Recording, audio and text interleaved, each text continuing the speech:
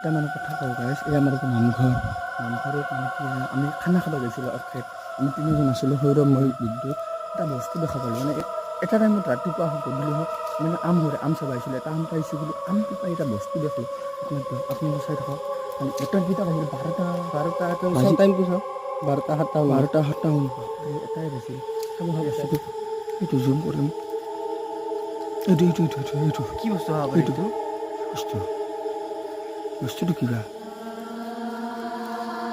এতিয়া থকাটো ভাল নহ'ব নেকি? হা এতিয়া থকাটো ভাল নহ'ব যাবই নেকি? লাগিব। কিবা সময় দেখিলে গুৰুক লৈ যাবি না নহয় গেলে হা গুৰুক লৈ যাবি নাকি? যাবি অলপ যাব পাৰি ভয় লাগছে দেখছা নাই তুমি গোটেই কেইটা আনা ঘূৰি আহচোন। এই আমাৰ ইফালে আহি থকা পাইছো আমাৰ ইফালে আহনে গাছ জলত চৌৰ আয় নাই ভাই নাই গাছ বেছি